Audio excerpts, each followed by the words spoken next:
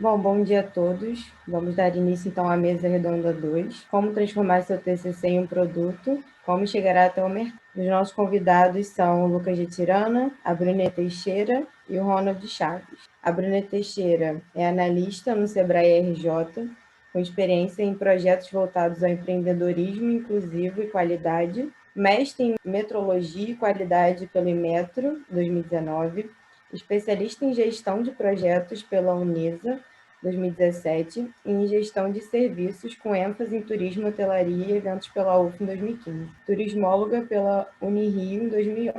Lucas de Tirana é graduado em Engenharia de Recursos Hídricos do Meio Ambiente pela UF, desenvolveu um videolaringoscópio como objeto de seu TCC, junto com a equipe da Frente UF, mestrando Engenharia de Biosistemas pela Universidade Federal Fluminense. O Ronald Chaves é coordenador do Escritório de Transferência de Conhecimento, ETCO, da Agência de Inovação da UF, AGIR, mestre em Sistemas de Gestão UF, especialista na metodologia CERN de gestão de incubadores, economista pela UF e mentor de negócios. Nosso mediador é o professor Ivanovic, que é engenheiro mecatrônico pela Universidade Autônoma de Bucaramanga, mestre em engenharia mecânica pela UFRJ, doutor em engenharia mecânica pela UFRJ e atualmente é professor do Departamento de Engenharia Agrícola e Meio Ambiente da UF.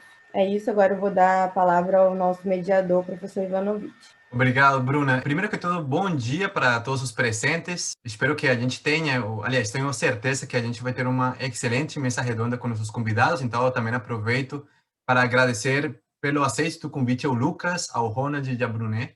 Eu acho que vai ser uma mistura excelente. Eu incentivo para que vocês coloquem bastantes perguntas aqui no nosso chat. São três pessoas extremamente qualificadas no tema que a gente vai abordar, um tema muito atual, muito interessante para todos os estudantes dos cursos de engenharia do TER, né? Aliás, para todos os cursos de engenharia da escola da UF, eu acho que é um tema muito atual e que a gente tem que, sim, refletir sobre ele e ver que ele é um caminho possível como trabalho de conclusão do curso, como um norte para nossas ideias dentro da universidade.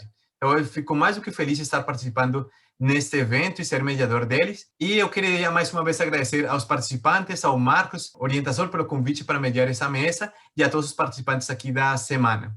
Então, eu queria começar com o Lucas, com essa visão interna sobre esse processo de TCC para produto. Uma pessoa que já eu venho acompanhando há alguns anos, conheço do esforço dele, dessa viés inventivo que ele tem em outros trabalhos, em outras jornadas. Então, Lucas, é um prazer introduzir você nessa mesa redonda. A palavra está contigo, fica à vontade, aproximadamente 20, 25 minutos para você mostrar as suas ideias, os seus inputs sobre esse tema de TCC a um produto. Bem-vindo, Lucas. Perfeito. Muito obrigado, Ivan. Poxa, fico muito agradecido. Queria agradecer o pessoal do PET, que também fez esse convite, o professor Marcos, o Ronald, que é um parceiro nosso pela AG.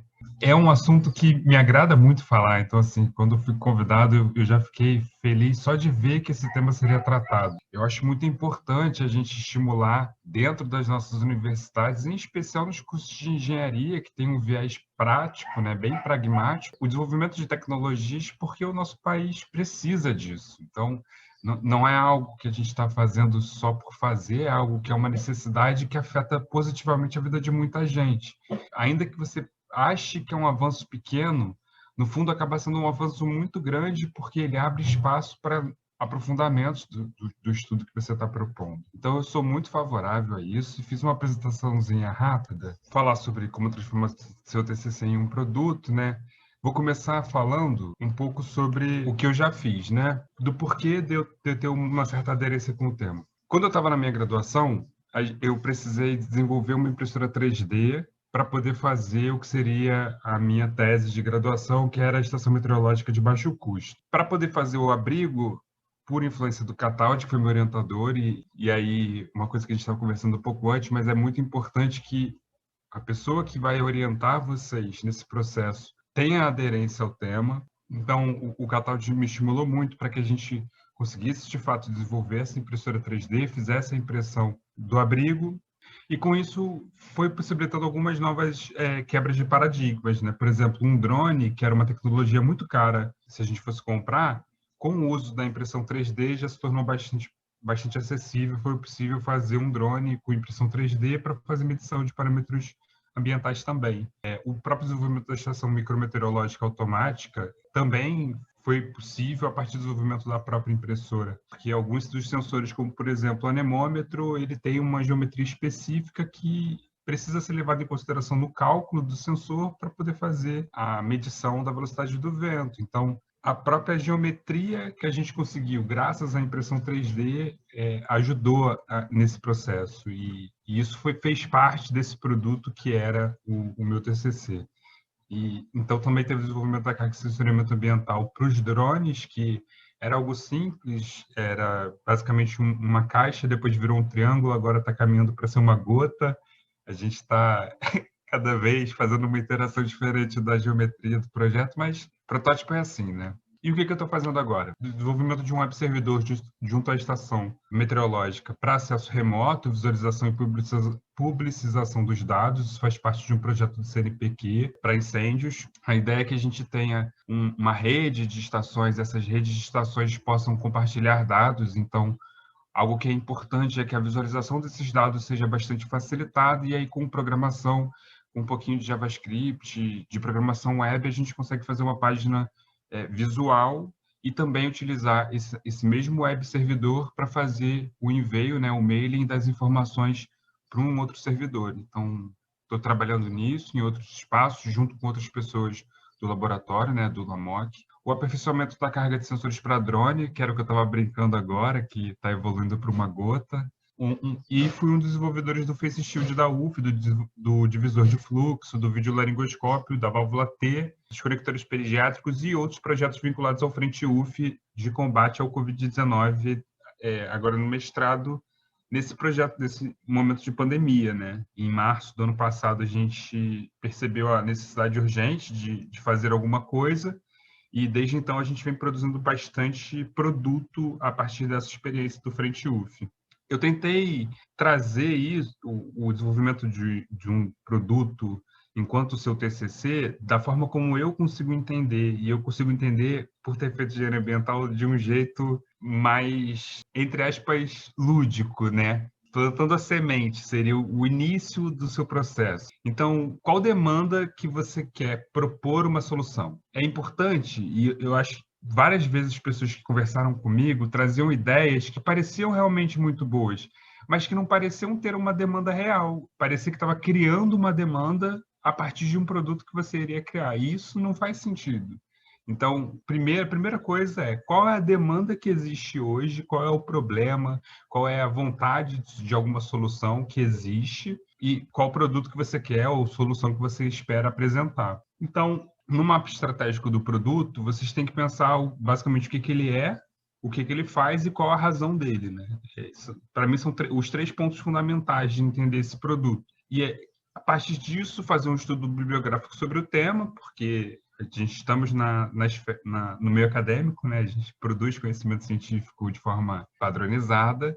E se existem produtos semelhantes àquele que você está pesquisando, qual desses seria considerado melhor e por quê? Então, e essa é uma estratégia que eu recomendo para vocês, basicamente esperar que, se existe uma demanda e se alguém já está tentando tratar essa demanda, faz sentido vocês tentarem buscar essas pessoas que já estão desenvolvidas dentro desses assuntos, para vocês tentarem replicar aquilo ou então aperfeiçoar o que é a tecnologia hoje do estado da arte. Então, esse é o primeiro ponto. O segundo ponto, sobre o primeiro ponto, algumas ferramentas que eu particularmente indico.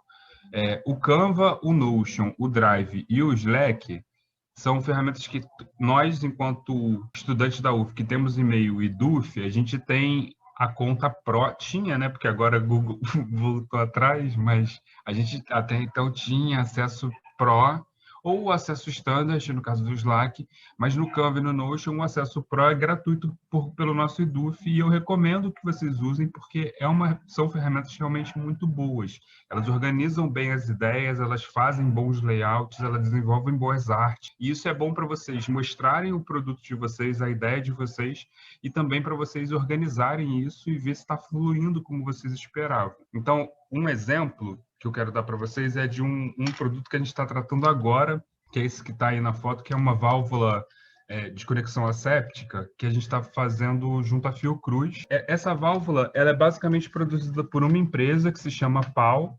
Essa empresa ela é dos Estados Unidos, então agora que está tendo bloqueios econômicos, os Estados Unidos estão pegando a maior parte da produção dessa empresa e está faltando esses conectores para o resto do planeta, inclusive para nós.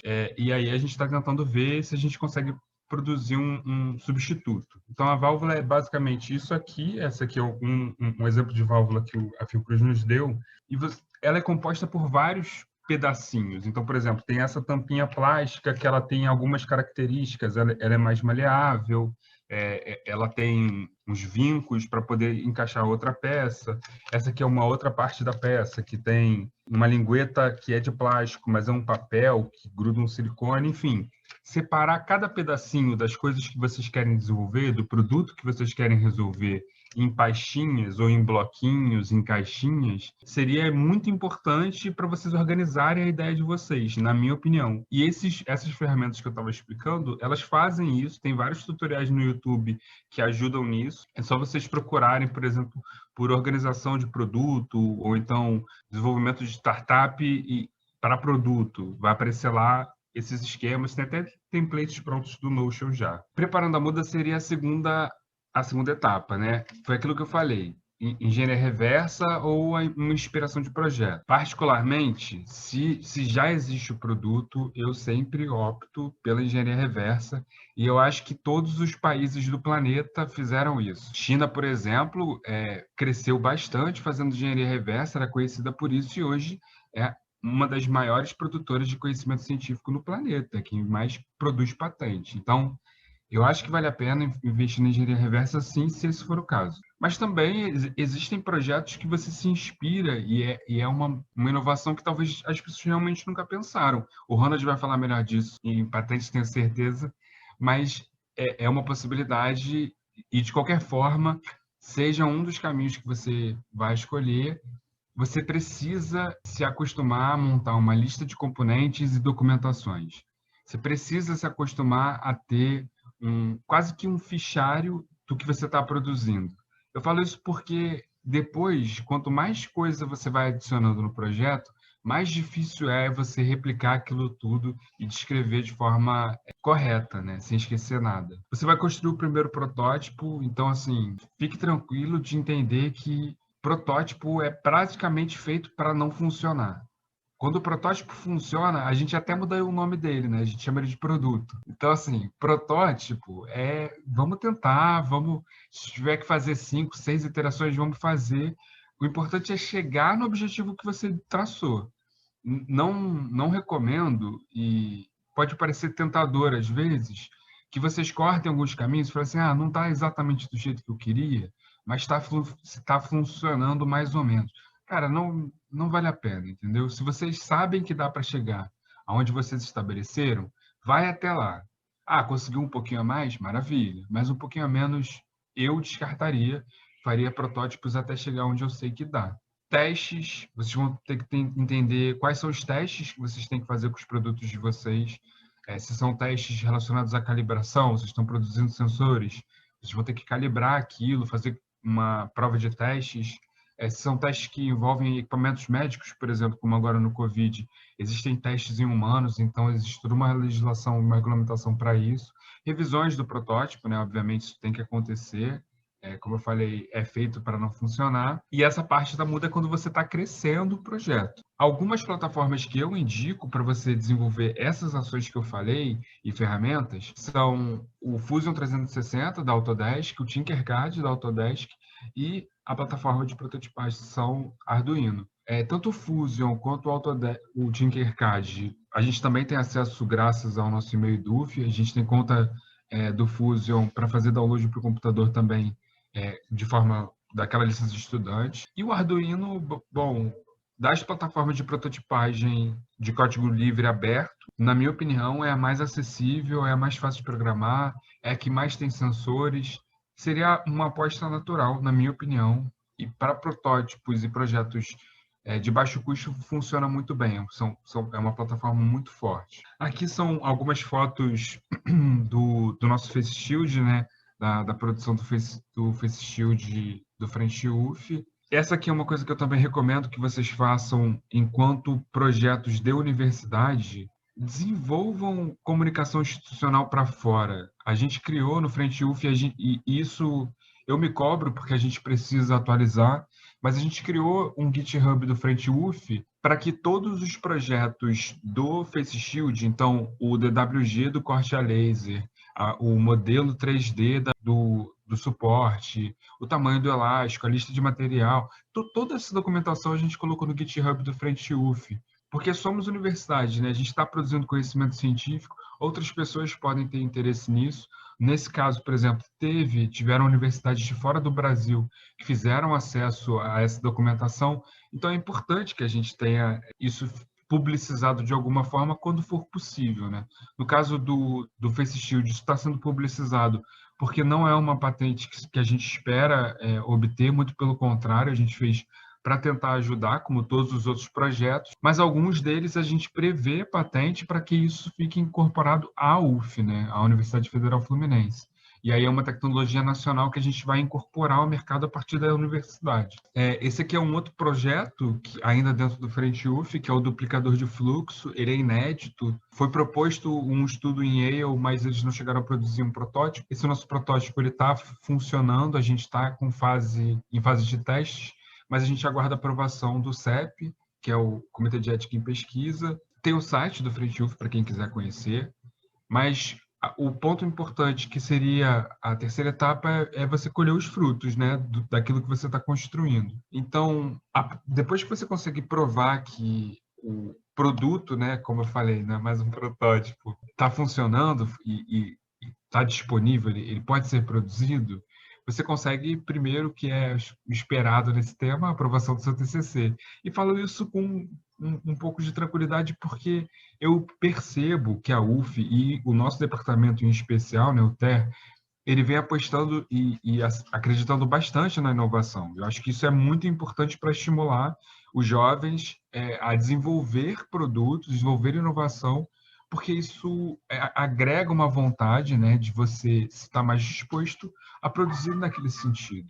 E eu acho que a gente já vem de gerações, eu sou um pouco mais velho, e as gerações seguintes mais ainda, então a gente vem de gerações muito envolvidas com tecnologia. Então, para nós, na minha opinião, será um processo natural essa incorporação, e fico feliz que o TER esteja se organizando nesse sentido. Também vocês têm que entender que toda vez que vocês desenvolvem uma tecnologia inovadora, que vocês estão agregando alguma coisa, vocês estão desenvolvendo uma tecnologia nacional, se vocês estão fazendo isso dentro da UF. E isso é importante, como eu falei, para além de você valorizar a instituição, mas isso possibilita que outras universidades, que outros pesquisadores, que outros grupos de pesquisa acessem aquele material, vejam aquela patente, a tecnologia, a documentação, o produto, seja o que for que foi produzido, que é inovador, e ou faça um convênio de intercâmbio de tecnologia, ou então faça o uso licenciado dessa tecnologia, desse produto,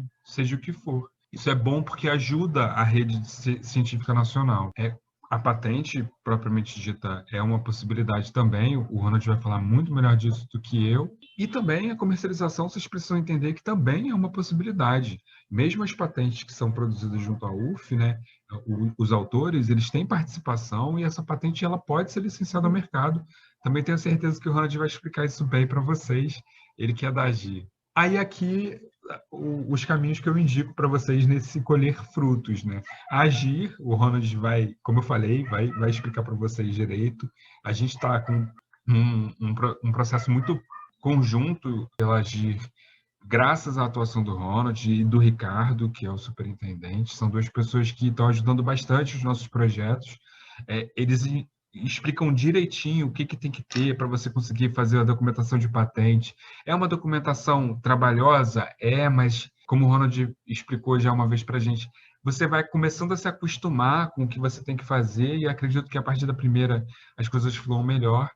O INPI também oferece alguns cursos e alguns manuais, né, para você entender um pouco melhor sobre o procedimento de patente, e as empresas.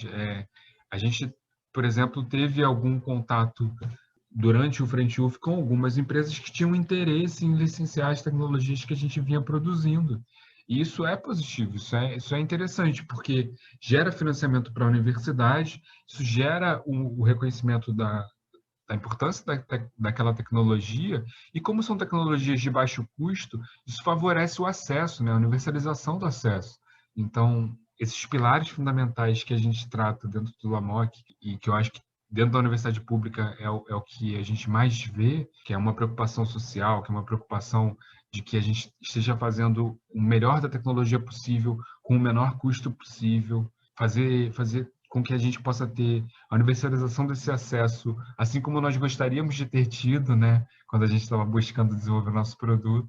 Então, esse tipo de coisa eu acho que faz parte e precisa ser encarado com naturalidade, apesar de saber que existem alguns professores, alguns alunos e alguns técnicos que discordam dessa proximidade universidade e instituição privada. Mas aqui é um exemplo de uma parceria público-privada que funcionou muito bem. A gente, ainda falando sobre o Face Shield, né, a Statkraft, que é uma parceira do laboratório e é uma grande operadora do mercado de energia, ela doou para a gente esse molde injetável de injeção plástica que permitiu com que a gente, em vez de demorasse 3 horas para produzir um Face Shield, pudesse, nesse tempo aqui, que vocês vão ver no vídeo, produzir 2. E tá lá, tá produzido.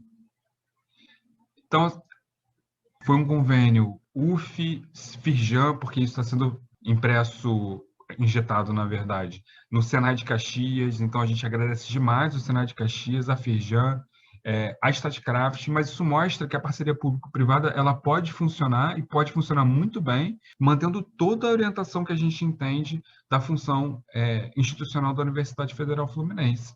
Toda essa produção foi doada para os hospitais públicos, para os postos de saúde, e o que a Statkraft recebeu em contrapartida foi basicamente ter ajudado muita gente e, claro, né, o marketing de ser uma marca que se preocupa com uma causa social. Isso é uma função natural do mercado. Foi isso, ajudou milhares de pessoas e está de parabéns.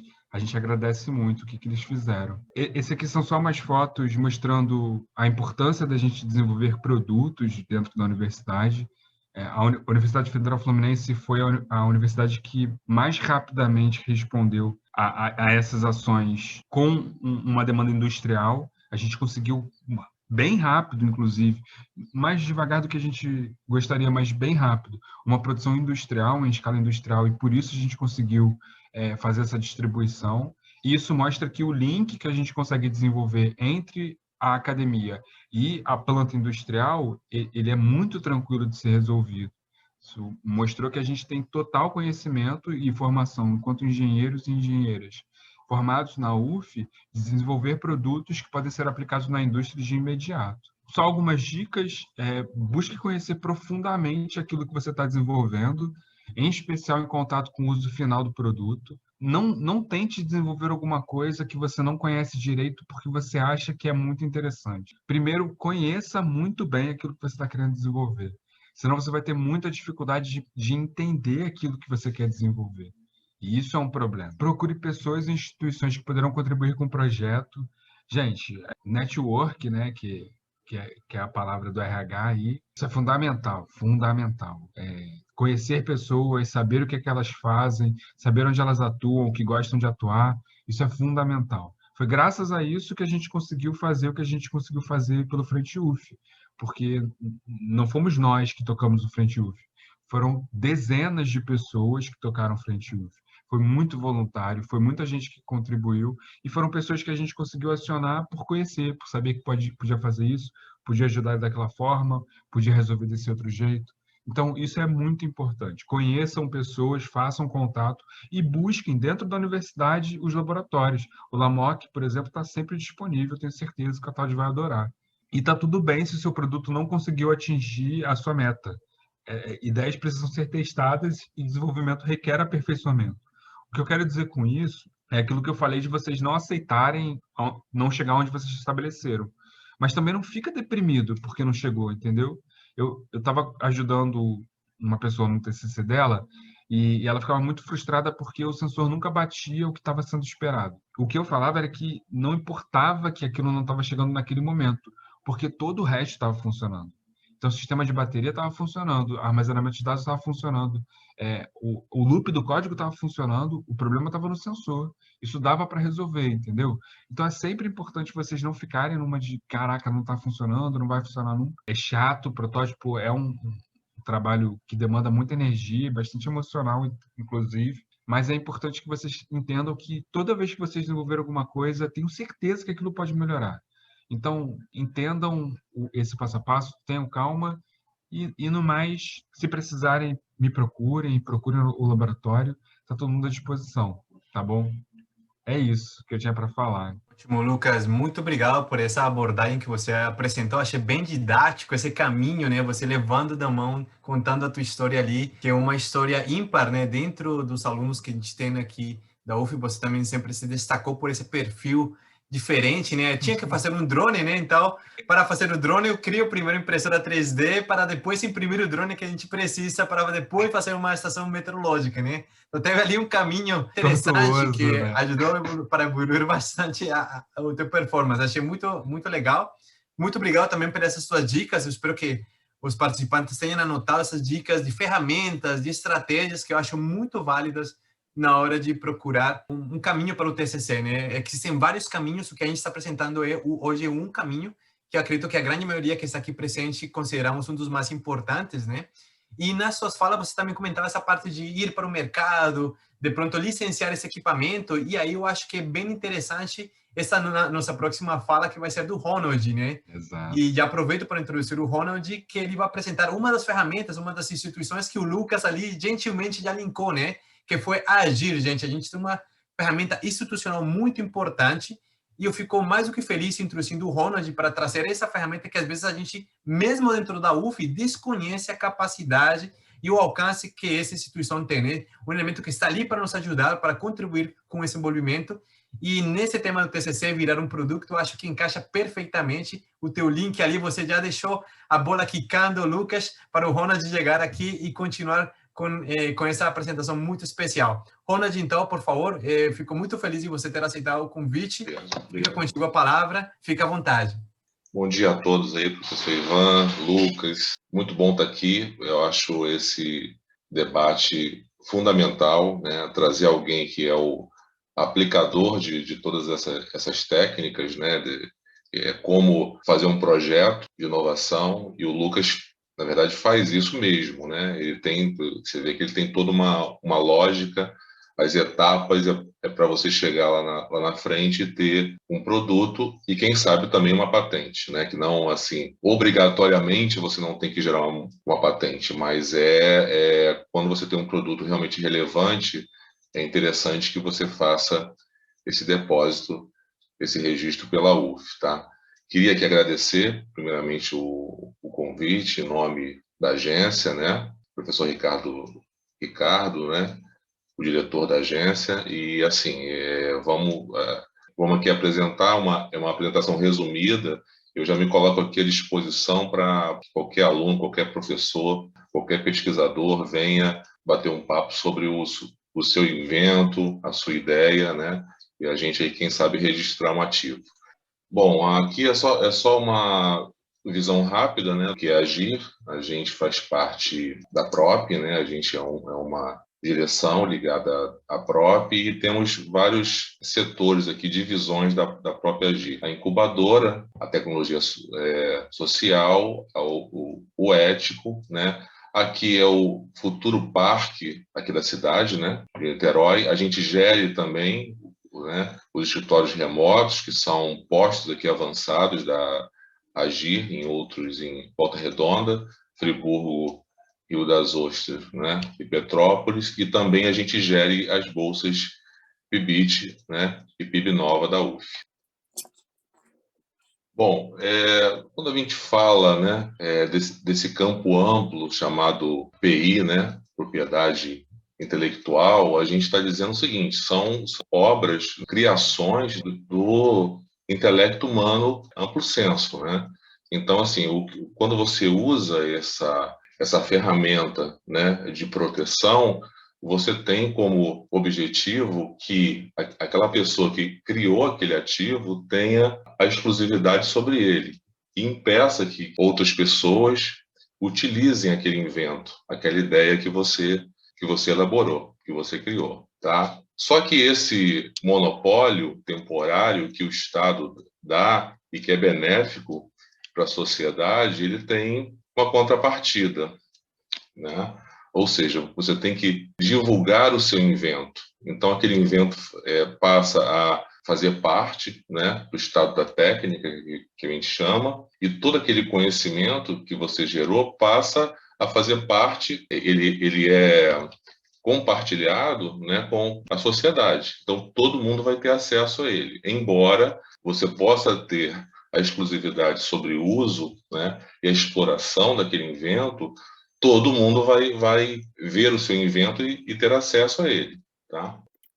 E qual a razão final para que você proteja? É aquele ciclo que eu já havia comentado antes. Você cria o seu invento, né? Você elabora o seu invento, registra, protege esse invento passa a ter acesso, a todos terem acesso a ele, a comunidade. Eventualmente, você vai licenciar, comercializar esse invento, e isso incentiva novas criações, novas invenções. Inclusive, aquilo que eu já comentei, esse recurso, né, do licenciamento pode incentivar a novas criações dentro da própria instituição. Então, aqueles recursos vão ser utilizados na pesquisa básica e na pesquisa aplicada especialmente. E aqui eu faço uma divisão, aqui eu não coloquei todas as subdivisões, porque ficaria realmente um quadro muito grande, mas aqui estão as principais que nos interessam, né? O direito autoral, que são aquelas obras literárias, livros, artigos científicos, e aqui estaria nesse campo outros aqui. E os softwares, que nos interessa bastante aqui, porque o NPI acaba usando, né, a sua plataforma, o seu site, para registrar esses programas aqui, embora não seja o seu escopo ali primário, mas ele usa a plataforma para isso também, né? Ele cede a plataforma para registrar esse tipo de ativo, que faz parte de outro campo, que não é o escopo dele. A propriedade aqui que o ético mais trabalha, né, na verdade, a propriedade industrial, e aí a gente subdivide aqui entre as patentes, as marcas, os desenhos aqui industriais, e tem outros também, que seriam indicações geográficas, etc. E aqui existe uma subdivisão das patentes entre invenção e modelo de utilidade. E a proteção sui generis, que é outra área da TI, e aqui está também os cultivares e outros tipos de ativo, mas principalmente a gente trabalha com os softwares, as patentes, as marcas e a DI, o desenho industrial.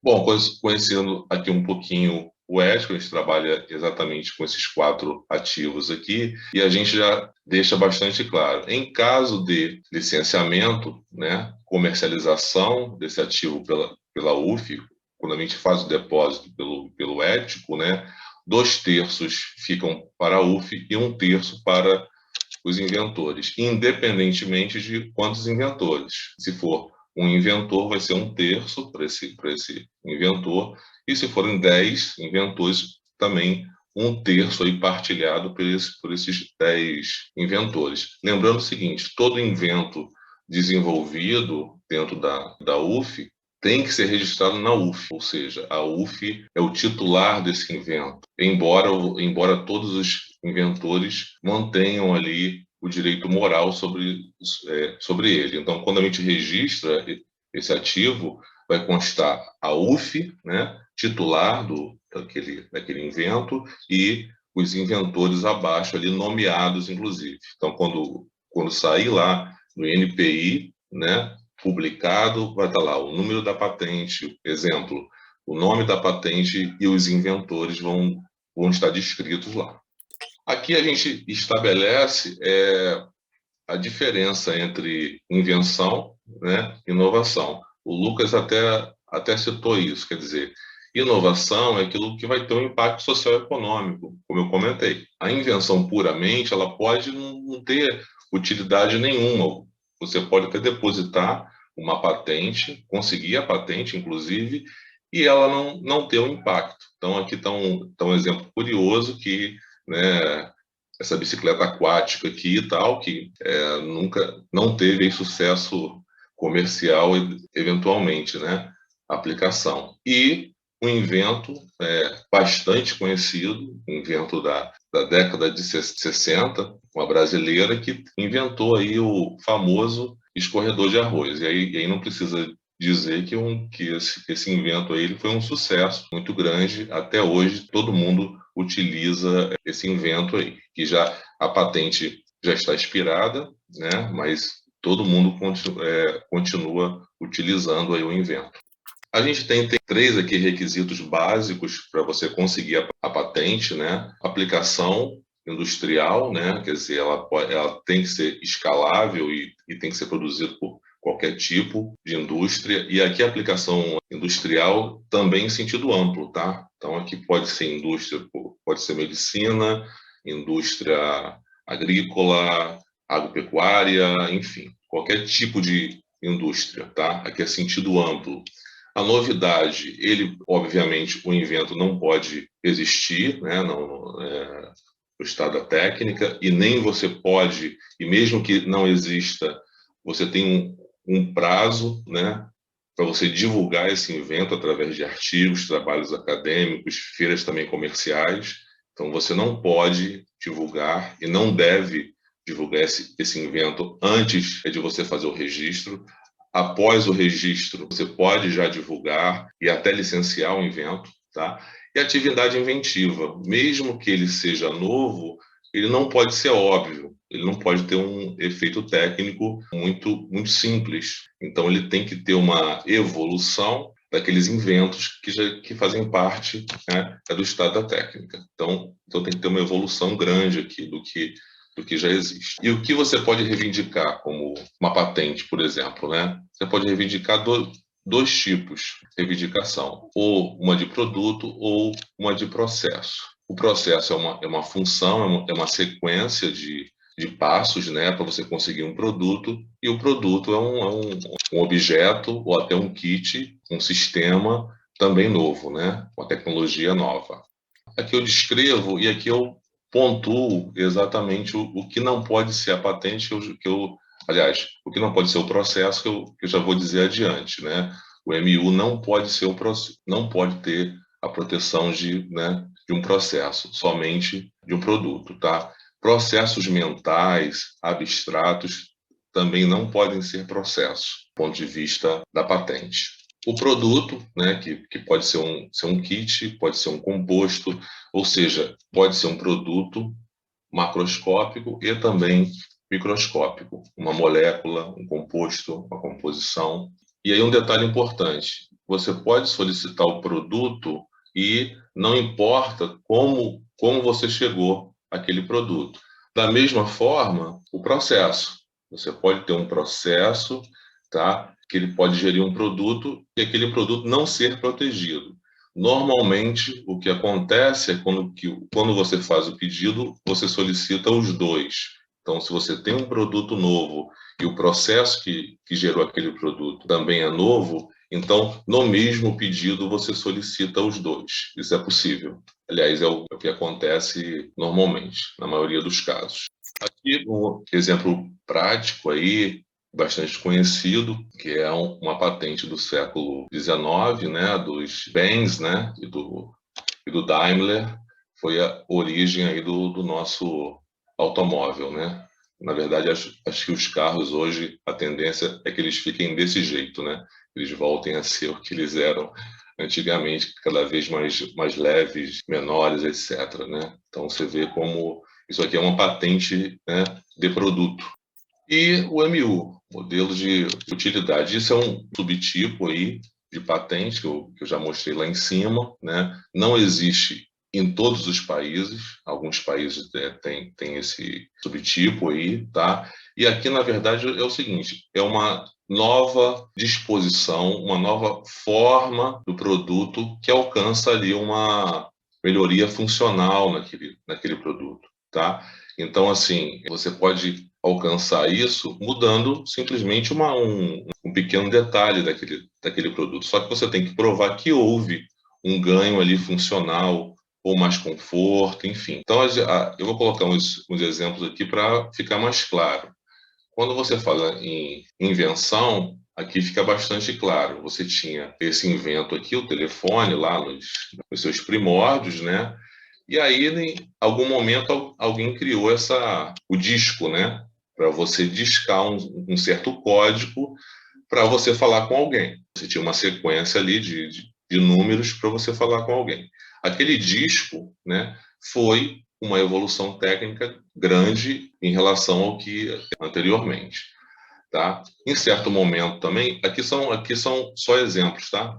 Vai ficar claro. Obviamente não aconteceu nessa linha do tempo. Em outro momento, alguém criou lá outro lá teclado que tem até jogo da velha e tem o asterisco e tal, e você digitava e você tinha novas funções. Ele era mais rápido, inclusive, você digitar com esse outro teclado. E, por fim, um que era sem fio. Então, toda essa linha do tempo, essa evolução, você vê saltos, né, na tecnologia, evoluções grandes na tecnologia.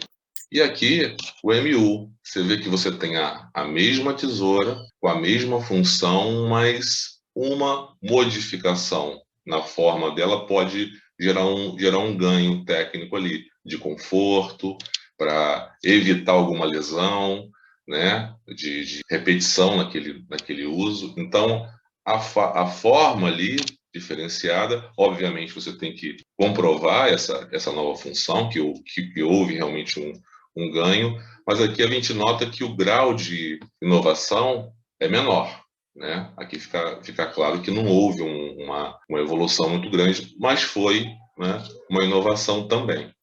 O que não se pode patentear? Tem uma lista aqui grande de coisas, mas eu vou aqui pontuar. O software em si você não pode registrar, né, como patente. Então, o código-fonte você vai ter que gerar aquele outro ativo chamado software, o programa de computador. As obras artísticas, literárias, como a gente já disse, é de outro campo, né, do direito autoral, regras de jogo e todos os esquemas, métodos comerciais, financeiros, educativos, contábeis, etc. Dou aqui um destaque para esse último item aqui, quer dizer, você não pode patentear se é parte ou todo de seres naturais e material biológico encontrados, né, na natureza, porque entra naquela outra categoria, né, que é uma descoberta, por exemplo, né? Inclusive genoma, etc., de qualquer ser vivo, e os processos também biológicos naturais não podem ser patenteados. Aqui é uma linha do tempo simplificada do que acontece quando a gente começa aqui né, nosso pedido aqui da patente, especialmente, né? O NPI vai ser o órgão aí central nesse processo, tá? Tudo que tem antes do seu depósito, né, o estado da técnica, e você tem que citar aquilo na sua patente quando se refere ao seu invento. Então, tudo que você encontrar antes é o estado da técnica e vai ser analisado para aquele efeito, né, de comparação com o seu invento. Então, aqui é que você vai ter que comprovar que você teve uma evolução do que já existe, dos inventos que já existem. A lei brasileira dá esses 12 meses aí, onde você pode até publicar os seus resultados, mostrar numa feira, divulgar o seu invento de várias formas. Porém, a gente indica que não é uma boa prática fazer isso, porque você pode ter ali a sua ideia furtada, tal. Então, é melhor você não evitar que isso seja feito. A partir do momento que você fez o depósito, você pode publicar à vontade, tá? Após 18 meses, o NPI publica lá no site dele o seu invento, né? Então, mesmo que ele não tenha sido concedido ainda, o que é normal, o que é o mais normal, o que você inventou já vai ficar disponível ao público, tá? No Brasil, a média de concessão aí de uma patente está em 8 anos, tá? Lembrando que a patente de invenção, que é aquela que tem um grau de inovação maior, 20 anos, a partir do depósito, né? A exclusividade, eu digo, e o MU, 15 anos de exclusividade, tá? Da exploração daquele invento. Importantíssimo, né? Em amarelo aqui embaixo. Antes do depósito, fazer uma busca nas bases patentais, nas bases acadêmicas, nas feiras comerciais, para ver se já tem um invento igual ou próximo do que você criou, tá? E aí a gente ajuda também aqui no Ético a você elaborar os documentos, né, de depósito, que como o Lucas já citou, nem sempre são simples e tal, que você tem que... O primeiro pedido que você faz realmente é um trabalho maior, mas é uma coisa mesmo de prática, de você se habituar a fazer os documentos, né, de depósito. E, como eu já disse, após o depósito, você já pode comercializar, licenciar aquele ativo. Dei aqui o exemplo aqui rapidamente, né? Desenho industrial, que tem uma exclusividade até 25 anos, né? Até 25 anos, você pode... E aí você protege apenas a forma estética, né? Seja ela bidimensional ou tridimensional, tá? Então, na verdade, é uma proteção que envolve somente aspectos ornamentais, estéticos, e você não protege nenhum funcional, que aí seria uma patente mesmo. A gente tem algumas marcas aqui depositadas na UF, se não me engano, 20 marcas, né? Aqui estão algumas delas. Todas essas marcas aqui são mistas, né? Porque envolvem tanto o nome quanto a parte figurativa, tá? Então, essa marca mista envolve os dois itens acima, a nominativa e a figurativa, e também você pode registrar uma marca em 3D, tridimensional, por exemplo, um pote, uma garrafa, é possível você registrar como se fosse uma marca. O software, 50 anos, exclusividade, né, de proteção, o que hoje você não precisa mais mandar o CD com o código-fonte, você manda só o código hash, gera isso antes e a gente registra. Lembrando que aqui também não registra o aspecto funcional do software, nem o seu layout, somente o código-fonte, tá? Então, aquele código-fonte ele vai ficar em sigilo, mas e se você quiser também licenciar, da mesma forma, pode ser feito, a gente auxilia, a gente tem os contratos básicos, né? Os modelos, e a gente auxilia em todo esse processo. O software também obedece àquela mesma divisão que a gente falou lá no início. 2/3 para a UF e 1/3 para os inventores. A mesma coisa. Importantíssimo. Hoje a gente tem duas aqui categorias para você ter o seu exame aí concedido mais rapidamente. Primeiro, a patente verde, né? Interessantíssimo, acho que para vocês da engenharia agrícola, né? Que é a questão que você pode ali, vários itens, né, que você pode solicitar com a patente verde. E quando ela é concedida, recebe inclusive esse selo verde aí. Então, na verdade, ela é concedida muito mais rápido e você também recebe o selo verde. Aqui na UF, a gente teve agora a nossa primeira patente verde concedida e foi muito rápido. Quer dizer, você vê aquela média de 8 anos ali cai para 1 ano de concessão. Então, vale muito a pena pedir a patente verde. E já pensar um invento com essa lógica, né? A estratégia. E também para a COVID, né? Que é um exame aí temporário, ele foi estipulado até agora, dia 30 de junho, né? Que vai acabar a portaria que indicou esse exame, mas eu acredito que ela vai ser até prorrogada. Então, até 30 de junho, você pode solicitar um exame mais rápido para essa tecnologia de combate à Covid. Eu quero lembrar o seguinte, toda a lógica hoje de inovação, a gente estava conversando sobre a questão desse processo, né, de inovação dentro, né, da universidade. Então, assim, fundamental que a gente entenda o seguinte, antigamente você tinha a questão da hélice tríplice, né, ou tripla hélice, e sempre pensando em universidade, governo, empresas, tá?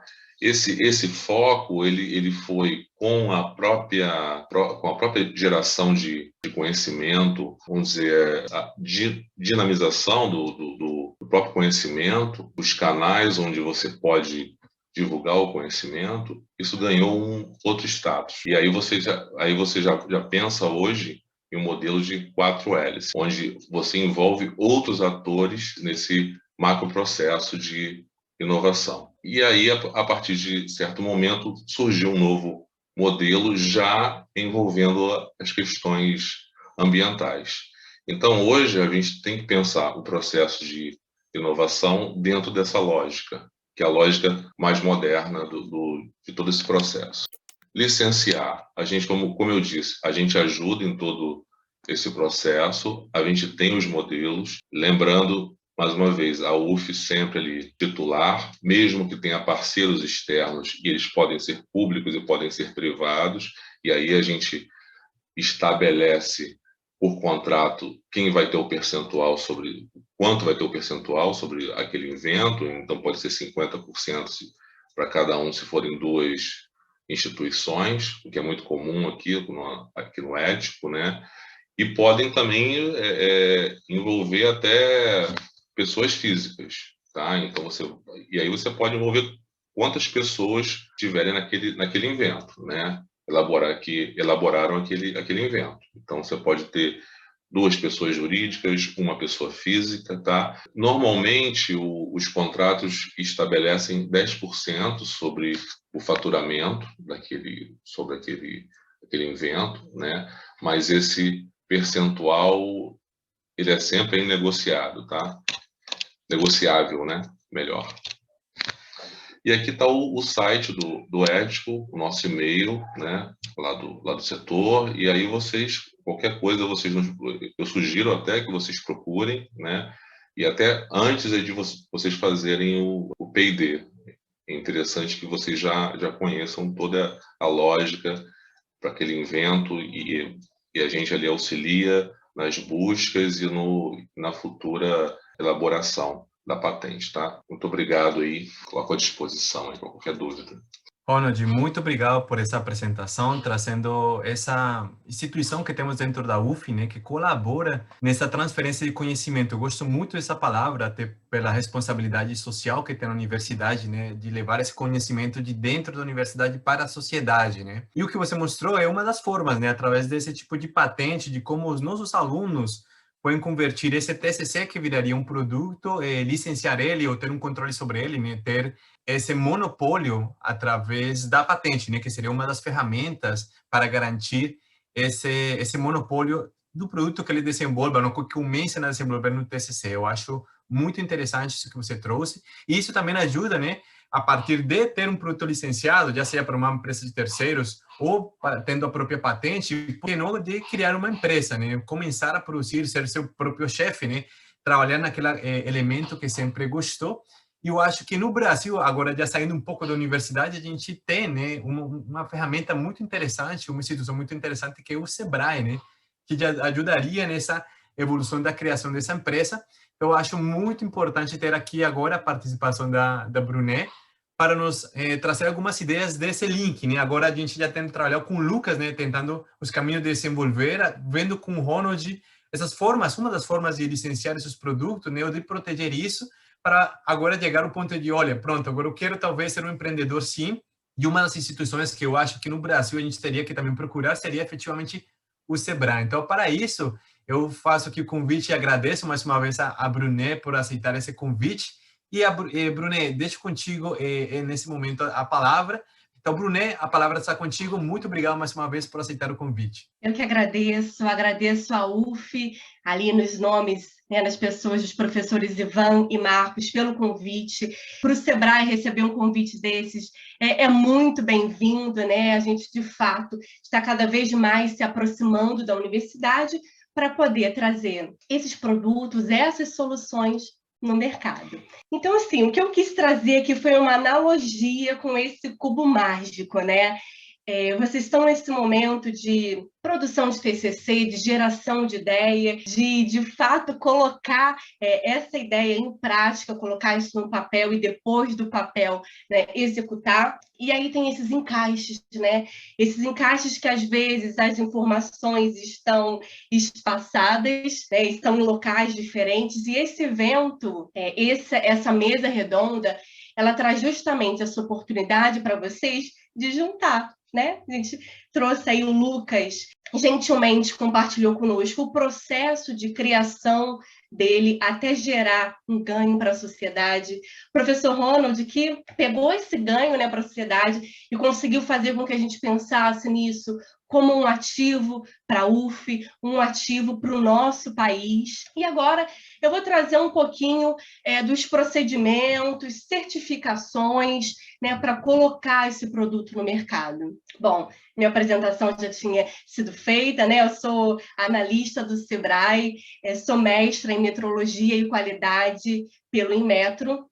E o que eu trago hoje é uma discussão, porque, na verdade, minha apresentação está curtinha, porque eu quero mesmo provocar esse debate, mas é um olhar com base na minha vivência no Sebrae e com base nas experiências e nos aprendizados que eu adquiri no Inmetro. Bom, então, caramba, então essa é uma visão que eu vou precisar, né? E aí o professor Ronald já fez uma excelente abordagem sobre o tema, mas eu vou enfatizar aqui, essa questão de, poxa, né, será que de fato o meu produto ele é uma inovação? Eu adorei o exemplo do escorredor de arroz e estava aqui pensando em outro, não sei se vocês sabem. Então, nessa tentativa de criar algo novo, algo de fato novo para introduzir no mercado, pessoas inventam coisas, têm suas invenções. E em 1959 teve uma invenção interessante, que foi um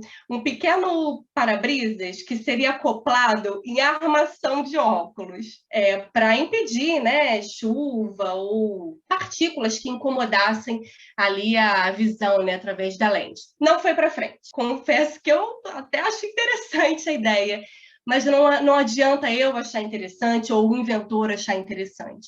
Quem tem que comprar a ideia é o mercado. Então, foi muito feliz a fala do professor Ronald quando disse que essa invenção, ela pode sim ser patenteada, mas o que vai fazer com que essa invenção se torne uma inovação é justamente a aceitação do mercado. Então, aí a gente já percebe que tem uma etapa muito importante, que é fazer uma pesquisa de mercado, mesmo que seja informal, mas para entender, de fato, a aderência daquela sua invenção ao mercado atual. E aí, para desmistificar inovação, eu trago aqui os quatro tipos de inovação que existem, né? De acordo com o Manual de Oslo. Nós vimos aí que para a propriedade intelectual são patenteáveis as inovações de produto e de processo, mas eu quis desmistificar que existem outras também. Que são o quê? Né? Então, a inovação de produto, ok. Né? É ali a criação de um produto que pode ser um bem material ou um serviço novo ou significativamente melhorado. A gente tem inovação de processo, né? Que é a mudança na forma que esse produto é fabricado. Isso ok, né? O professor Ronald já nos explicou brilhantemente. Mas a gente também tem um outro tipo de inovação organizacional. Essa atua muito forte na melhoria de gestão do negócio. A gente tem um exemplo da Amazon. A Amazon introduziu inteligência artificial e também um programa de ideias entre os seus colaboradores, ou seja, eles introduziram esses novos formatos, né? Essas pílulas de conhecimento, de troca na empresa, e isso gerou o Amazon Prime.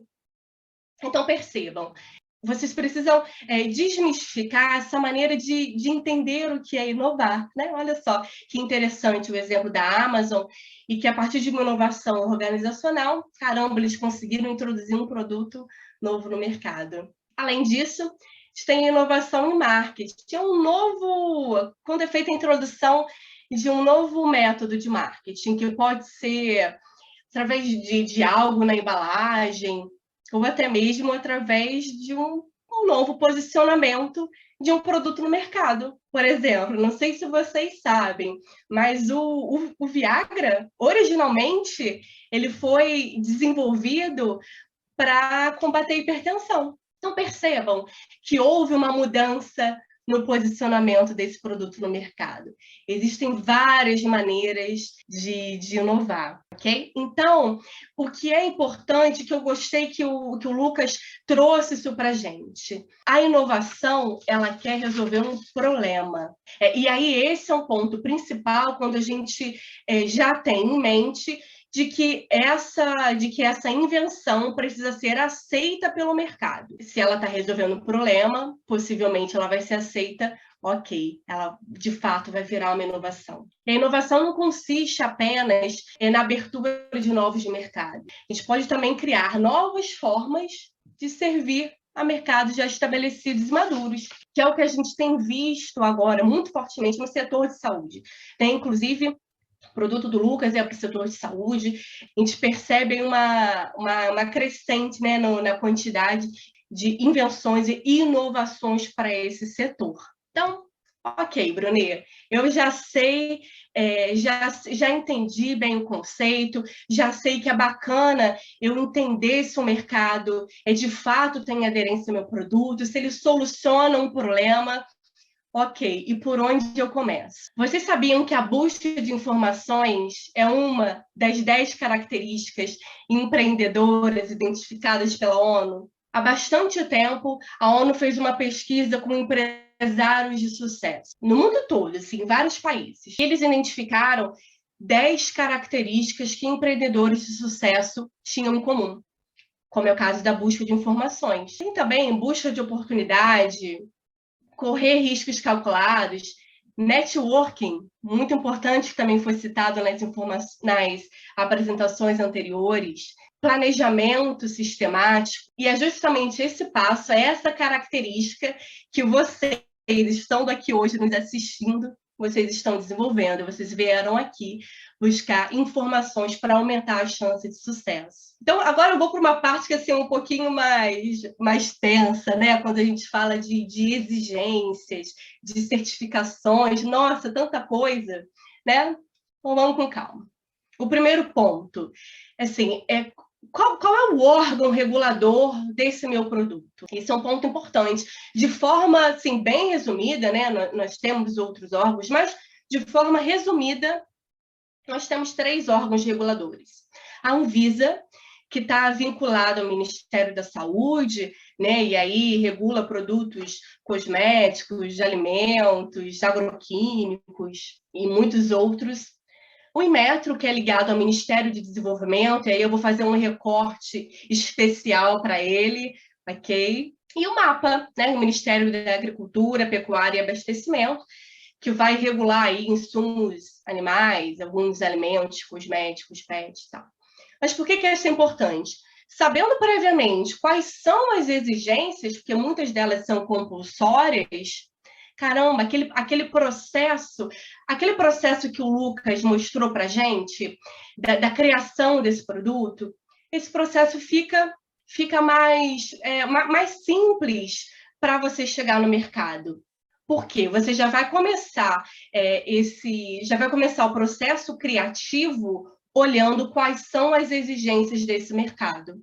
Então, as coisas estão, de fato, interligadas. Agora a gente começa a movimentar um pouco as peças do cubo mágico, né? Começa a encaixar ali a prática com essas, enfim, algumas exigências que os órgãos solicitam. Além disso, existem alguns setores que eles têm exigências de mercado específicas. Isso quer dizer, assim, tem alguns setores bem maduros que, embora não seja uma exigência aí que eu digo de ser compulsório mesmo em determinado procedimento, né? Compulsório por regulamento, né?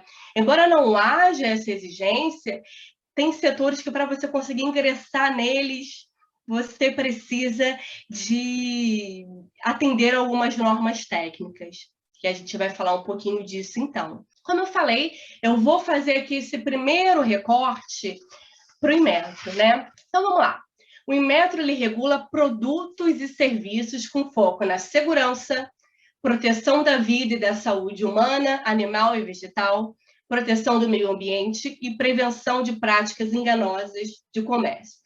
Resumidamente, é a proteção do cidadão e com uma concorrência justa de mercado. Então, o Inmetro, ele tem medidas que são os regulamentos, esses são compulsórios, ou seja, né, assim, para você fabricar, importar ou comercializar determinados produtos no território brasileiro, você precisa atender aquele regulamento. E como que você comprova que você está atendendo a um regulamento? Através de requisitos de avaliação da conformidade. Então, o Inmetro diz tudo isso para a gente lá na portaria. Ele coloca quais são os requisitos do produto, ok? E coloca também quais são os requisitos de avaliação da conformidade que esse produto precisa atender. Por exemplo, como que deve ser feito o ensaio para determinado produto. E aí, passando, né, sendo aprovado nessa avaliação da conformidade, aí sim você registra o objeto, tem aquele selinho ali que vocês costumam ver, né, nos produtos do nosso dia a dia, né, que a gente consome, ok? Então, a gente tem uma parte aí do Inmetro que é compulsório, que é o regulamento. Esses regulamentos, eles são informados para a sociedade através de portarias, ok? E eu vou dar umas dicas para vocês de como consultar. Além dessas medidas regulatórias, nós temos medidas alternativas à regulamentação, que elas funcionam em caráter de incentivo para a conformidade daquele setor ou daquele produto. O Inmetro, ele pode estimular a normalização, ele pode, enfim, promover que algum setor seja autorregulado, fazer ações de orientação, de divulgação. Não sei se vocês lembram, mas há algum tempo tinha um quadro no Fantástico sobre isso. Era uma forma do Inmetro dele levar à sociedade maiores informações sobre a segurança, né, daquele produto, como tinha que ser a fabricação, importação, comercialização, mas sem precisar de uma medida drástica, né, uma medida de regulamento, que é obrigatória. Tá, mas ok, então, Brunet, como vocês devem estar se perguntando, né? Poxa, eu vi que tem alguns órgãos reguladores, como é que eu vou saber se o Inmetro regula o meu produto?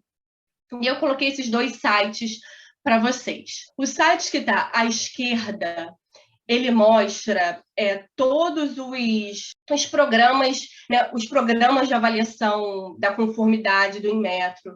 Então, mostra produtos e serviços que são regulados compulsoriamente, e alguns que têm, sim, algumas medidas que são alternativas à regulamentação, mas que o Inmetro tem lá uma portaria também específica, mas que não é de cumprimento obrigatório, serve como um norteador. O print que eu fiz da telinha mostrando para vocês como que isso aparece, né, no site do Inmetro. Então, ao clicar nesse link da esquerda, vocês têm acesso a produtos e serviços regulados por esse órgão. E vocês podem escolher se vocês querem visualizar a lista completa dos que têm um regulamento compulsório ou a lista completa daqueles que têm uma medida alternativa à regulamentação, que não é compulsório, né? É voluntário. Fica aí como uma boa prática. Ok. Mas, caramba, será que eu vou achar ali o meu produto no meio daquela lista? Aí existe uma alternativa, né? Uma dica para fazer essa busca. Que aí é o link que está no lado direito na tela. Esse tem ali /legislação. Esse é um link onde o Inmetro reúne todas as portarias já publicadas. Então, percebam que no canto superior tem lá, busca, né? Busca em todas as bases. E o terceiro campo é palavra-chave. Quando você digita ali uma palavra-chave, ele faz uma busca, uma varredura completa, mostrando para vocês todas as portarias que já foram publicadas sobre aquele produto. Não só a relação das portarias, mas também quais que estão válidas ou não. Então, a primeira vai estar sempre assim, em vigor em verdinho. E vão ter algumas outras, ou que eram anteriores, que já foram revistas e tal. Mas o foco é vocês entrarem nesse link da direita, colocar a palavra-chave e buscar pela portaria em vigor. Essa portaria em vigor vai mostrar todos os requisitos, esses que eu falei antes, tanto do produto, ok? Quanto dos requisitos para você conseguir comprovar, né, de avaliação da conformidade. Bom, então, ok, entendi que eu tenho requisitos, exigências que são compulsórias, né? E aí, sem elas, eu não posso fabricar, importar, nem comercializar determinados produtos. Sanado isso, a gente vai aí para o que eu comentei, que embora o que eu estou mostrando para vocês aqui nesse slide não seja compulsório, essas certificações voluntárias, elas são exigidas para acessar determinados mercados. Um caso muito conhecido, o setor de petróleo e gás. Embora uma norma técnica ela não seja de caráter compulsório, os grandes compradores do setor de petróleo e gás, eles colocam ali como uma exigência para conseguir fornecer para eles, sabe? Então, poxa, eu posso entrar no mercado de petróleo e gás sem ter uma ISO 9001, que é uma norma de gestão da qualidade? Você pode sim, não é obrigatório. Sendo que, sem essa norma, você não consegue acessar grandes compradores. Então, você ficaria ali numa cadeia de fornecimento, enfim, de terceiro, segundo nível, talvez, né? Não conseguindo acessar os grandes compradores.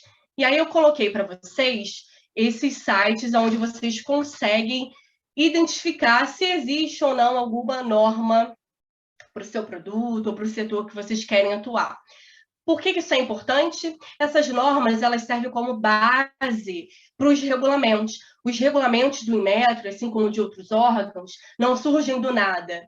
Eles pegam as boas práticas que geralmente estão nas normas técnicas e quando há um problema naquele mercado, eles pensam, poxa, se um caráter voluntário continua tendo esse problema de mercado, eu vou precisar pesar um pouco mais a mão por um período, vou precisar de um regulamento. Então, aqui eu trago um olhar de empreendedorismo, né? Talvez vocês possam ser aí, futuramente, um dos pequenos negócios que respondem por cerca de 30% do PIB do nosso país. Essa foi uma descoberta de uma pesquisa recente do Sebrae com o FGV. Na verdade, foi uma atualização de uma pesquisa que a gente já faz há algum tempo e que percebemos que os pequenos negócios, eles continuam em alta, né? E continuam contribuindo muito para o nosso país. E eu trouxe também algumas dicas de como tirar essa ideia do papel.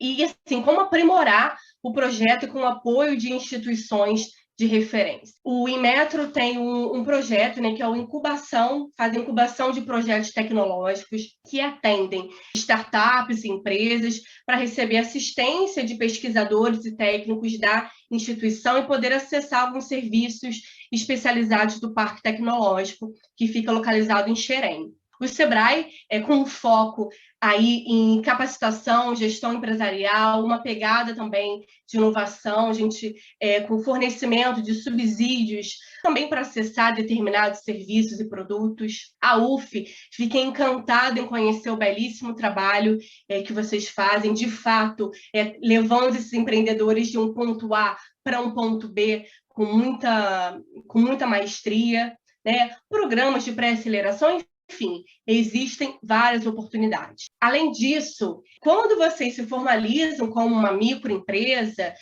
ou um microempreendedor individual, enfim, vocês têm tratamento diferenciado em determinadas questões. Então, conheça essas medidas de tratamento diferenciado. Eu trouxe algumas delas.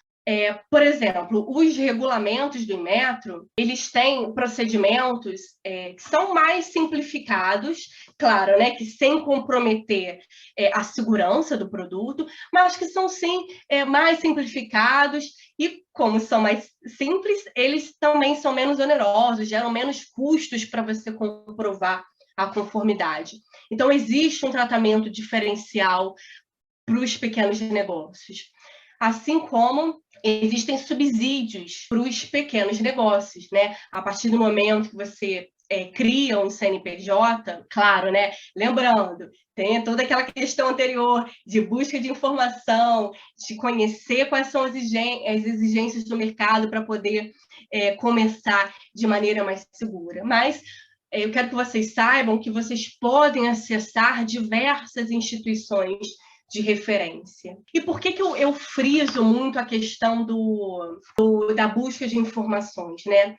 Vocês sabiam que uma em cada 4 MPS, né, micro e pequenas empresas, elas fecham durante os 2 primeiros anos? É uma realidade, né? 24% dos pequenos negócios fecham as portas nos 2 primeiros anos. E muito porque faltou ter esse conhecimento anterior. É um caminho a percorrer, né?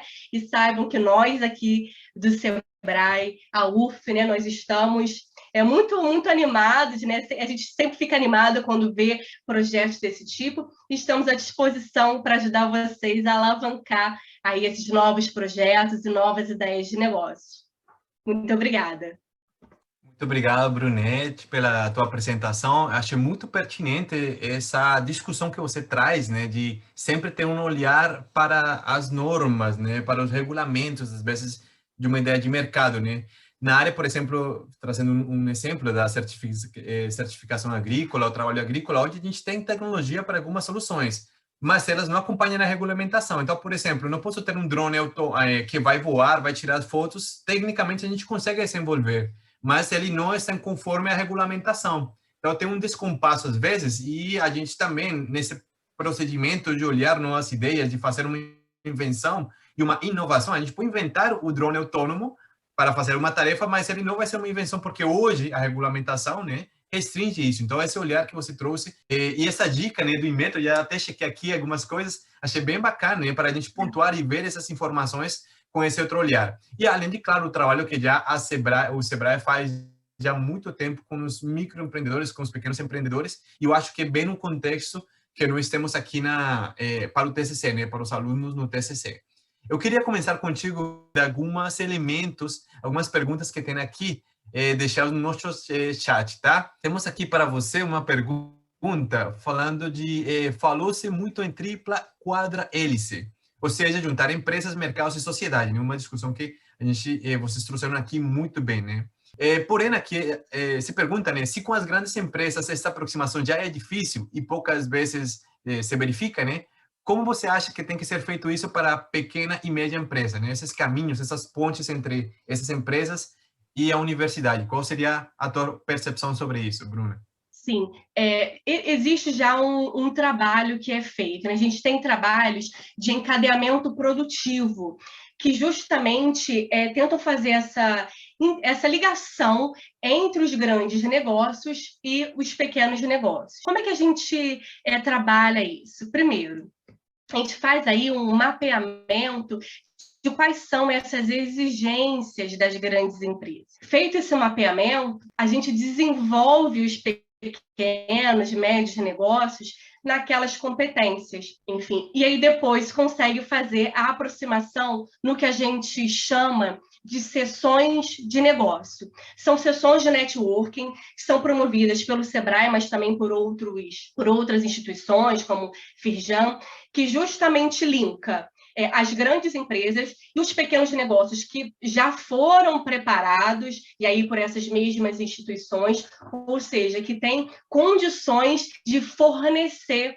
para essas grandes empresas. Então, sim, é um caminho a percorrer que, de fato, é mais difícil para os pequenos negócios. Acredito que um caminho é pelo encadeamento produtivo e pelas ações de networking.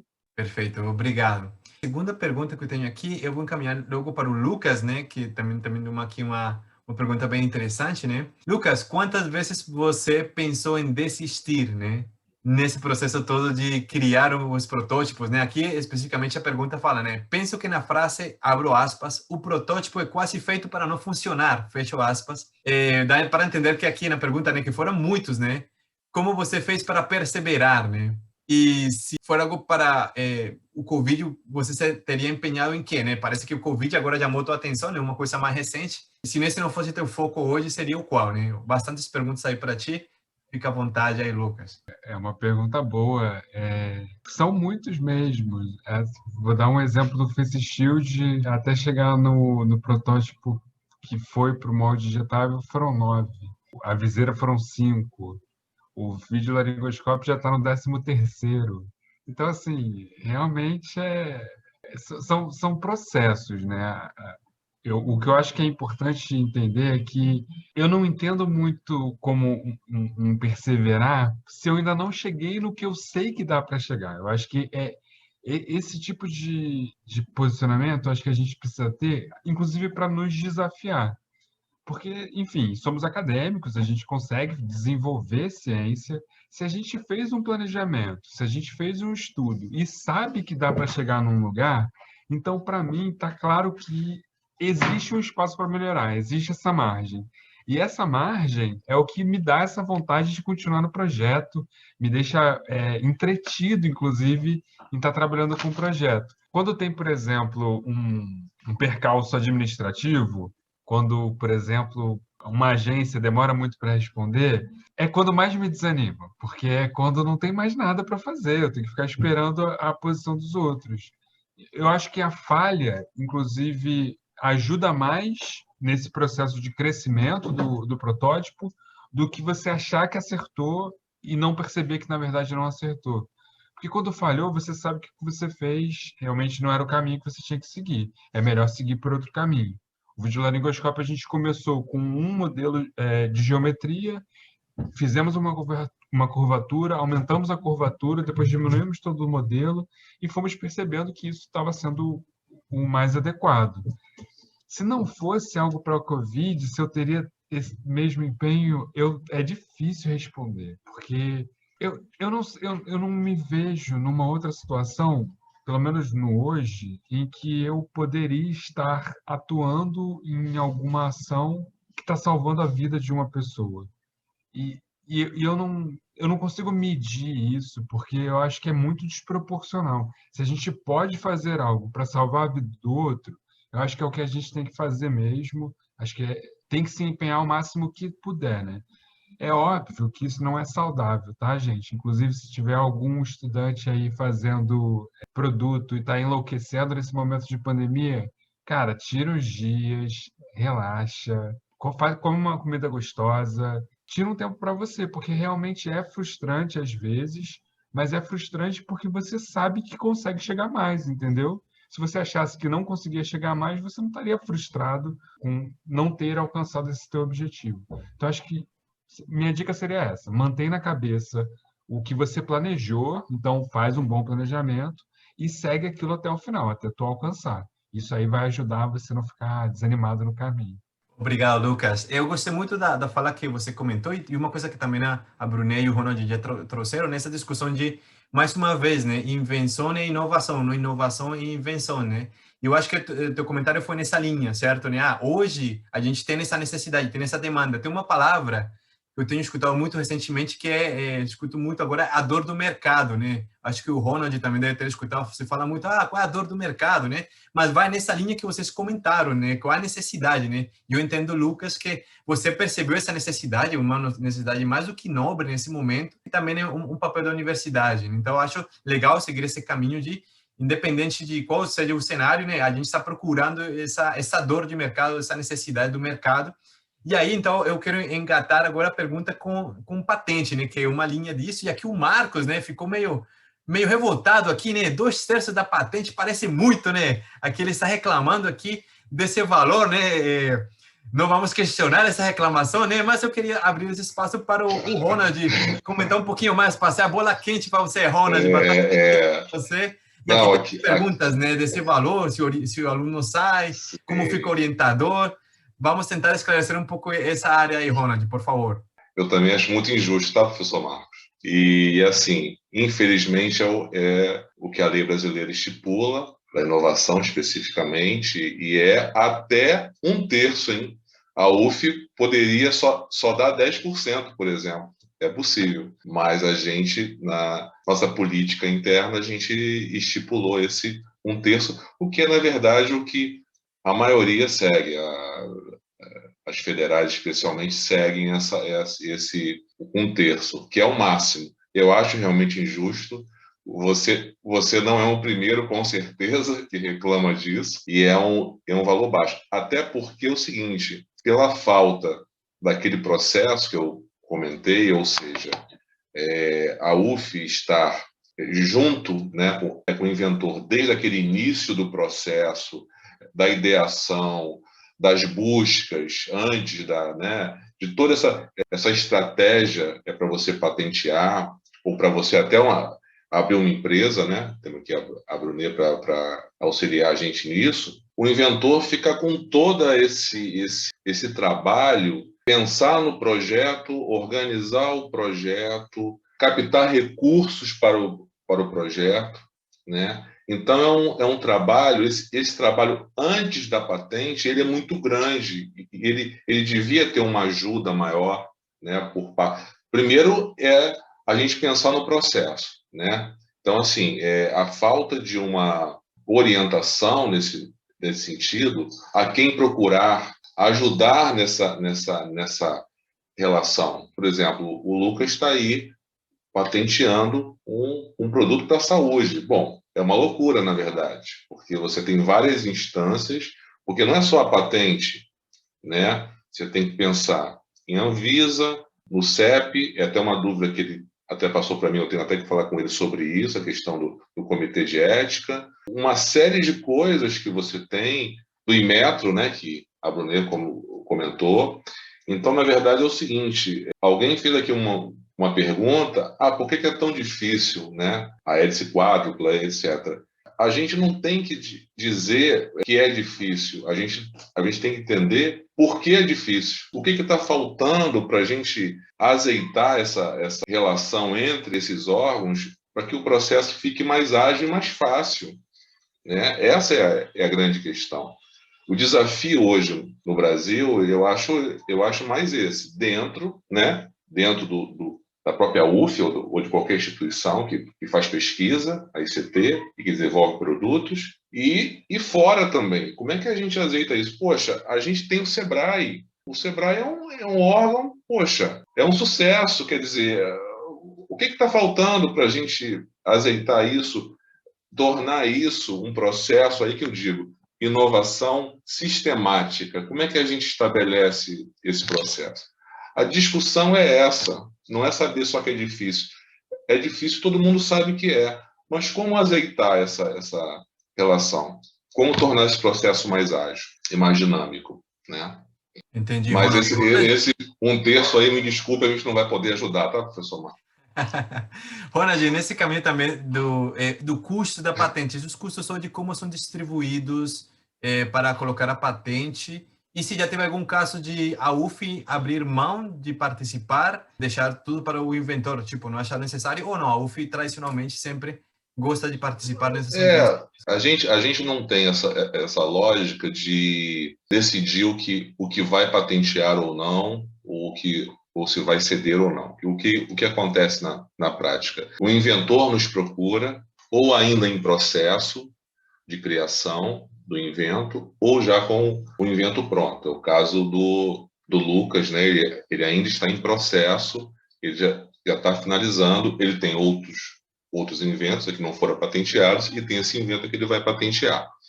Então, assim, os custos a gente cobre. Os custos do próprio INPI não são altos no início. A patente ela aumenta muito o custo depois que ela é concedida, normalmente.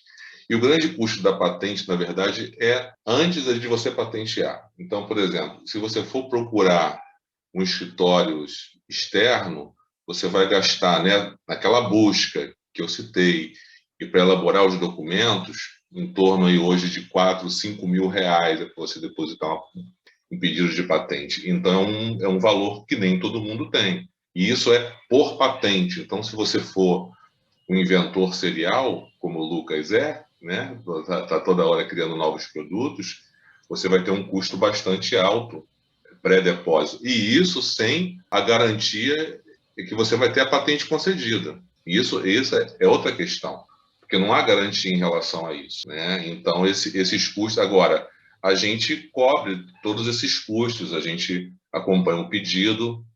Professor, você quer falar alguma coisa, professor Marco? Sim, justamente. Quando eu fiz aquela pergunta dos 2 terços, foi um pouco provocativa. Eu trabalhei na Vale do Rio Doce, e lá a gente tinha toda a parte de projeto e de proposta de engenharia passava por essa fase de checagem do Inmetro, né? E 4 mil, 5 mil reais no início de processo, ele realmente pesa bastante no teu ciclo produtivo. E esses 4 mil, 5 mil, é um cenário que eu diria para você, Ronaldo, muito otimista, porque a realidade não é essa. A realidade é que você vai encontrar uma patente ou uma ideia de patente, porque, na verdade, né, depois depositada, não quer dizer que ela foi implementada, foi desenvolvida, que vai te dar dor de cabeça, que às vezes você vai ter que entrar numa negociação com essa patente, ou pior, provar que a sua inovação é diferente daquela. Por isso que a gente coloca, né, que essa coisa da checagem da patente no começo evita que você reinvente a roda. Perfeito, é isso. E se já existe uma roda elíptica, né, você já fica atento no seu processo de desenvolvimento de produto, que você tem que deixar bem claro que não é a versão elíptica, é a versão rombótica. Porque o romboide é uma disruptura, etc. Que foi o que a Bruna falou bem quando falou da importância de você salientar a diferença do seu produto. Então, assim, a gente, na prática, é um tiro no pé, porque você gasta muito HH antes de fazer a checagem, né, da patente, e quando você chega lá, surprise, surprise, surprise. E esses 4 mil, 5 mil, não é 4 mil, 5 mil. E a Bruna já está naquela balançada assim que ela sabe. Porque, assim, para muita gente, pingar 4 mil, 5 mil não é dinheiro, é investimento. Deposita a ideia e abandona ela. E professor, só para citar um exemplo, só para pegar esse gancho aí, nós não estamos falando em depósitos externos, ou seja, em outros países. Eu não sei se eu comentei isso lá na apresentação. A PI ela é um direito local, um direito no país. Se você quiser ter esse mesmo direito fora do país, de exclusividade, você vai ter que depositar em cada país. Isso é um custo que vocês não imaginam. E é um custo em dólar e em euros. Por isso que é interessante aquela estratégia que eu falei antes da pesquisa, que é o que vai levar, inclusive, a você gerar uma spin-off, uma empresa, talvez, né? Gerar uma spin-off, uma empresa. E aí entra Sebrae na história, se você vai gerar só um ativo, e mais importante, que é a questão desse conceito de inovação aberta. É muito mais interessante você ter a ideia e já procurar o parceiro para você desenvolver. Ele vai financiar o seu ativo, e aí você vai fazer a pesquisa, e aí você deposita junto com ele. Ou seja, é muito melhor você ter 50% de algo do que 100% de nada, né? Aquela velha frase. Então, assim, é melhor esse conceito que já é o conceito ali da hélice quádrupla, etc., é fundamental a gente entender, e a gente não está compreendendo isso na universidade. Ainda está muito leve essa ideia na capital, está muito sutil. Então a gente tem que focar. Por isso que esse aqui debate é super importante. A gente tem que fazer com que as pessoas entendam, pelo menos recebam essa ideia. Né? Entendam, cada um tem a sua avaliação, óbvio. Mas que as pessoas saibam do que está acontecendo e do que pode ser feito. E a nova lei da inovação permite uma série de coisas, compartilhamento, né, de laboratório, incentivos à pesquisa que nem sempre são financeiros, pode ser uma troca entre a empresa e a universidade. A gente tem o seguinte, explorar mais isso, como é a questão da patente verde também. A gente tem que explorar essas saídas que a gente utiliza muito pouco. Perfeito. Marcos, tem ainda mais um comentário, Marcos? 3, vamos lá. Primeiro, vamos lá. Ronald, é verdade, qualquer aluno da UF pode ir lá na ARGIR e solicitar a busca de patente? Não precisa de professor orientador. Não, só que é o seguinte, a gente orienta como fazer as bases e tal. A gente não fica ali acompanhando porque a gente não tem estrutura para isso, para fazer cada busca para cada um, né? Até a gente tinha que ter, seria ótimo que a gente tivesse mas aí o aluno vai, grupo de pessoas para isso. Começa a criar um pool de voluntários que vai começar a fazer isso por prazer. Exatamente. Certo? Eu não sei se eu passei isso para o Lucas, eu acho que já passei aquelas bases, né, Lucas? Passo lá os links certinhos. Hoje em dia é o seguinte, você não precisa nem ter as bases pagas. Pelas bases gratuitas, você consegue um acesso muito bom ao que tem o estado da técnica. Então, você consegue pelo Google Patents, escritório americano, escritório europeu, escritório chinês, escritório japonês, enfim. Todas essas bases a gente consegue. E também as bases acadêmicas, não esqueçam, né? Porque tem gente, eu vou procurar uma patente que depois dá. Não achei nada, mas você já foi no Scopus, você já foi no Web of Science, tem que ir também. Foi no Google? Começa pelo Google, o mais tranquilo, pô. Fácil. Não, hoje, né, o Google Patents ele é excelente. Bem tranquilo. Mas assim, Ronaldo, bota lá no chat onde é a agência da ARGIR para que os alunos possam também interagir. Lembrando que a gente está agora com o primeiro concurso de inovação do TER, né, que é justamente essa parceria do TER com a agência para a gente pegar a ideia de TCC e pegar pela mão e vamos dar um nurse aí para ele chegar em projetos. Aí a minha pergunta é da Bruna. Por que, Bruna, que a UF nunca recebeu convite para participar dessas rodadas de negócio? E como é que a gente vai fazer para fazer um banco de tema de TCC? Porque o que eu canso de ouvir é aluno em final de período. Professor, eu preciso de um tema de TCC. Me salva, eu não sei o que eu quero fazer. É bem isso mesmo, né? Eu já passei por isso, esse momento de definição é uma dor, né? Bom, a partir de agora, então, com certeza, assim, a UF é super bem-vinda para participar desses debates. A gente faz alguns debates setoriais, então, para ser super assertivo, acho que vale a pena a gente entender quais são alguns setores que vocês gostariam de ter entrada. E sim, tem dinheiro. A gente... Oi? Setor com dinheiro, não com precisa bolsa. Tendo a vontade.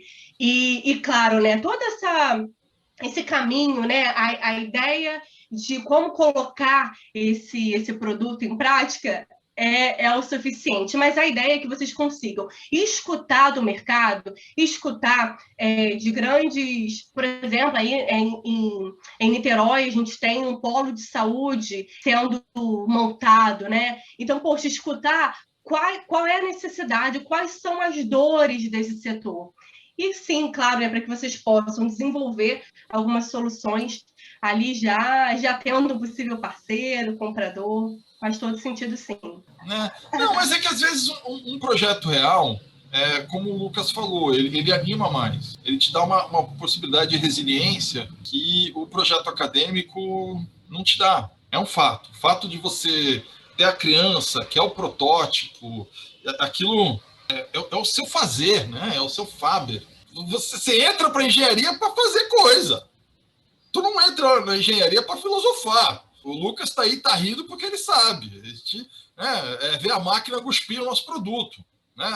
A sensação da primeira vez que ele botou na injetora e começou a cuspir a peça que ele projetou. Fala aí, Lucas. Eu acho que a filosofia também, né? Mas, de fato, a mente do engenheiro e da engenheira, acho que é muito prática, né? Então, a gente gosta de ver coisas funcionando. Acho que esse é o legal de você desenvolver algo real. É que você sabia que tinha um problema, você sabia como resolver, porque você estudou para isso, e você apresentou aquela solução que funciona mesmo. Isso é fazer um Lego da vida real, né? Isso eu acho bem legal. Acho que isso anima. Sim, com certeza. Quero mais uma vez agradecer pelo convite, falar que nós do Sebrae, né, estamos de portas abertas para vocês. Vou colocar o meu e-mail aqui no chat para que vocês consigam continuar me acessando para, né, conversar sobre essa geração de ideias ou outras soluções que o Sebrae pode atuar. A gente sabe, sim, que empreender no Brasil não é fácil. A gente, enquanto Sebrae, né, enquanto instituição, a gente tem trabalhado muito na área de políticas públicas, tentando levar o entendimento do poder público, a necessidade de ter um olhar diferenciado para as MPs. A gente sabe que o que a gente tem hoje ainda não supera as assimetrias de mercado entre uma grande e uma pequena, mas nós estamos num caminho, né? Algo, sim, já foi conquistado, uma lei geral, com algumas outras mudanças, né, no ambiente de negócios, mas continuamos firmes e, claro, né, contando também aí com o apoio da UF para tomar conhecimento de tudo que está emergindo aí na universidade. Muito obrigada. Obrigado a você, Brunet. Lucas, por favor, tuas considerações. Bom, gente, eu queria agradecer todo mundo, queria agradecer o convite, queria agradecer o Marcos, o Ivan, a Brunet, o Ronald, Joyce, Bruna, que estavam aí ajudando na coordenação. Como eu falei, acho que ver esse tema sendo tratado dentro de um espaço como esse, na UF, é uma coisa que me deixa muito alegre. Eu lembro que quando a gente começou a falar de Arduino, meu Deus do céu, cara, a galera olhava pra gente como se a gente fosse maluco, a gente é doente, a gente não é possível. E agora não, agora é algo que está sendo normal, as pessoas se interessam, procuram. Saber do concurso de inovação, acho brilhante, então parabéns aí para a execução desse projeto, porque eu acho que é isso, acho que quando a gente começa a tornar isso mais comum e mais atrativo para a vida do estudante, a gente consegue caminhar para uma melhora, inclusive da nossa própria formação, porque o TCC não deixa de ser aquele atestado final, né, de que a gente não vai matar ninguém, né, galera? Vamos ter esse cuidado. E aí eu queria só, de novo, agradecer, me colocar à disposição, colocar o Lamoca à disposição em nome do Catalyst, mas tenho certeza que ele e o Ivan, que está aqui, que também é coordenador lá no Lamoc, fariam o mesmo. A gente está o tempo todo de portas abertas, assim, para poder receber qualquer pessoa que tenha alguma dificuldade com programação, com modelagem 3D, impressão. A gente sabe que é uma curva de aprendizado e que a gente já aprendeu um pouco mais. Então, se vocês precisam de um nivelamento, procura a gente está sempre disponível. E, no mais, quem puder, continua acompanhando lá o que o Frente UF está produzindo, porque tem muito produto ainda para sair aí, né? Se tudo der certo, esse ano a gente vai ter várias patentes nesse segmento saindo para a UF e contribuindo aí para a sociedade brasileira. Se tudo der certo, inclusive, um desses produtos ajudando na vacinação, né? Então, acho que isso mostra o quanto que a universidade tem potência, quanto a universidade é capaz de inovar, e inovar mesmo em momentos de crise, e inovar sem dinheiro, né? A, a mesa de protótipos aqui do Frente UF está sendo a minha mesa da sala aqui, então isso mostra o quanto que a gente é capaz de ser versátil e encarar os desafios de frente. Acho que é isso. Muito obrigado. Obrigado, Lucas, pela tua colocação. E agora, fechar aqui com o Ronald. Ronald, por favor, tuas palavras de fechamento. Olha, gostei muito aqui de participar. Obrigado mais uma vez pelo convite aqui em nome da AGIR, né? E dizer o seguinte, eu vou deixar uma dúvida, né? Não uma resposta. A gente faz parte de um ecossistema local aqui muito rico. Nós temos UF, FRJ, UERJ, Unirio, Fiocruz, INT e por aí vai. CBPF. O que nós temos que fazer para melhorar essa interação e gerar mais inovação, né? E gerar mais patentes, mais spin-offs, etc. Né? Então, assim, eu tenho algumas pistas, algumas eu já coloquei aqui, mas, assim, a discussão é essa, né? É o porquê. É uma pergunta de pesquisa. Por que a gente inova tão pouco, né? Fora isso, a gente tem o Sebrae, a gente tem a Firjan, que são órgãos que fazem um trabalho excelente, assim. Então, assim, a gente está faltando algo ou algumas poucas coisas para a gente conseguir, porque estrutura a gente tem o capital humano, e nem sempre tudo é dinheiro. Não, porque falta financiamento. Não, nem sempre é isso. Tem algumas questões internas, estruturais, né, institucionais, que a gente precisa avançar, tá? Mais uma vez eu me coloco aí à disposição, e nos procurem antes da pesquisa, quando vocês estiverem ali desenvolvendo o seu TCC, enfim, dissertação, tese, nos procurem, que a gente pode orientar para você criar uma estratégia para gerar um ativo, uma estratégia vencedora, né? Vamos dizer assim. Muito obrigado. Obrigado, Ronald. Então, dou por encerrada hoje nossa mesa redonda. Muito obrigado mais uma vez pela participação da Brunet, do Lucas, do Ronald. Muito obrigado pela organização encabeçada aqui pelo Marcos e pelos alunos que contribuíram para o sucesso dessa mesa. Muito obrigado mesmo.